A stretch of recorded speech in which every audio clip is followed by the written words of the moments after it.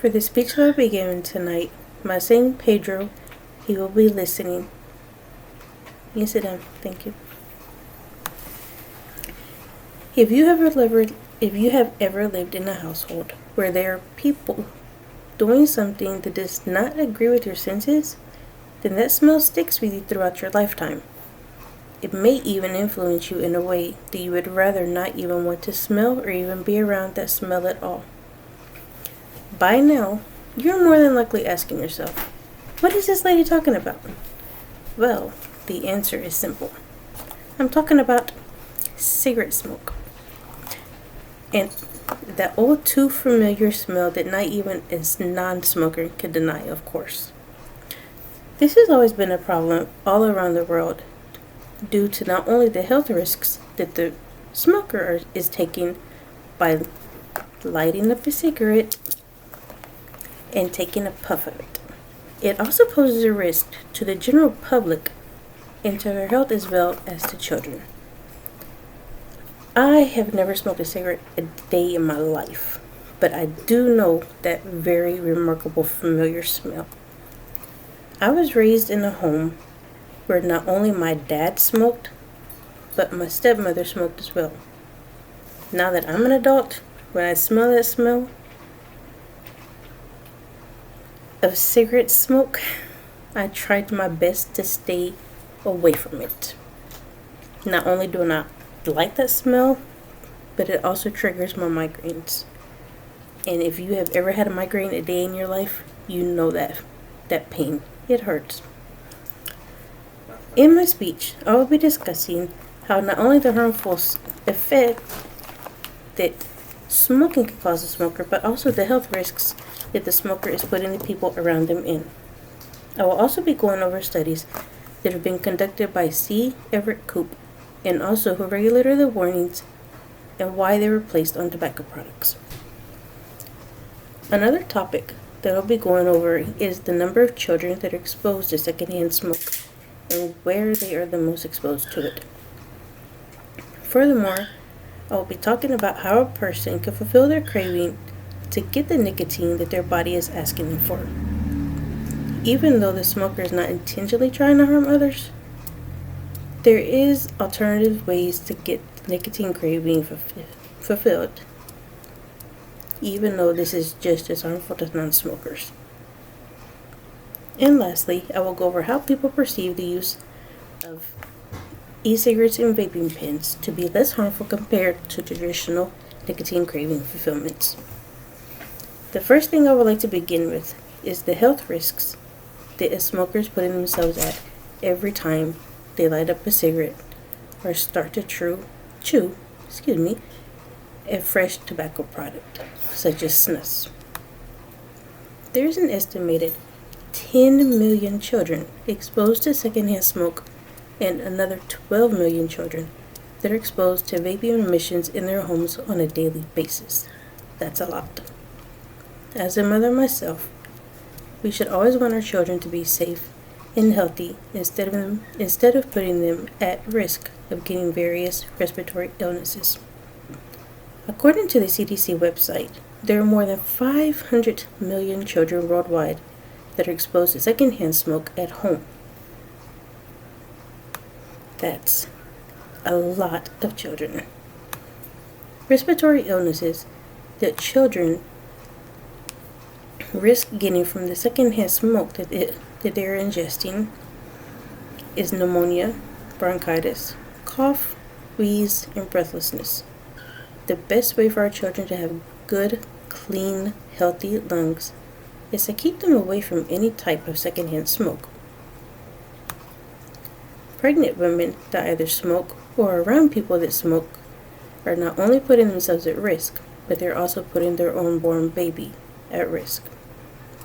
When a pregnant woman ingests secondhand smoke, she is putting herself at a higher risk of her baby being born underweight, and other side effects of secondhand smoke for the babies and children is contracting sudden infant death syndrome, also known as SIDS, increasing asthma severity, respiratory infections, behavioral problems such as ADHD, and food insecurity. When it comes to our children and the people around us, smokers must keep in mind that one puff of a cigarette, no matter how satisfying it is to them, they are putting the health of not only themselves at risk, they are also risking the health of other people. Now that we have explored the dangers and risks that secondhand smoke causes not only to children, but also to the general public, let's see what some studies have been conducted and said. In 1986, a study conducted by C. Everett Koop established that the use of tobacco is a major preventable cause of death, and he also highlighted the harm of involuntary smoking. In earlier studies conducted in 1981, it was proven that secondhand smoke was a contributing factor in contracting lung cancer, where the non-smoking wives of men that smoked cigarettes. Over the next several years, more studies were done, and they only proved the dangers even more of secondhand smoke, making this issue what was once not only a concern specifically for smokers, but also for the general public.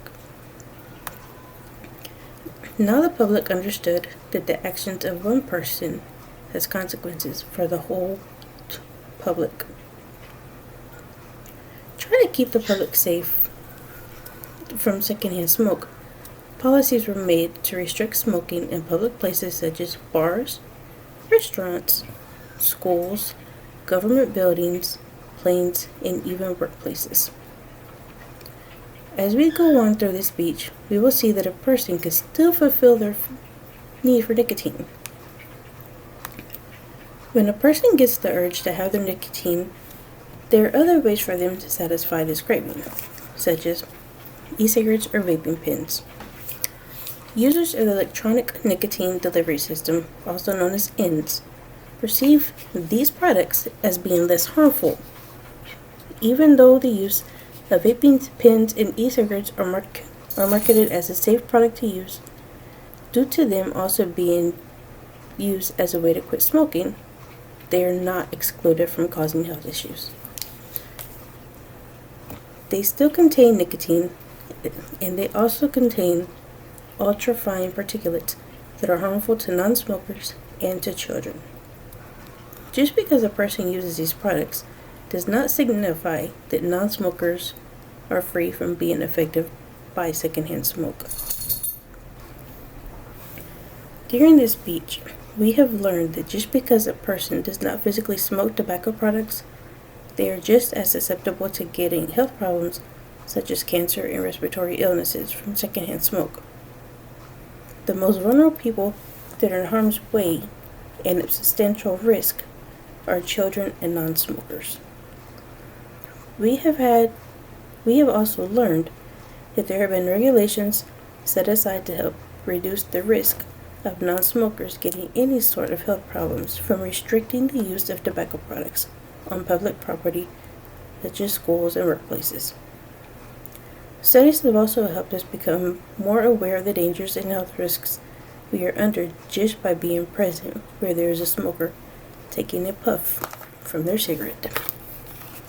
The World Health Organization required tobacco manufacturers to add warning labels to their products to warn users of the dangers that they were submitting themselves to. And the first country to add a graphic health warning, or GHW, on their package in 2001 was Canada.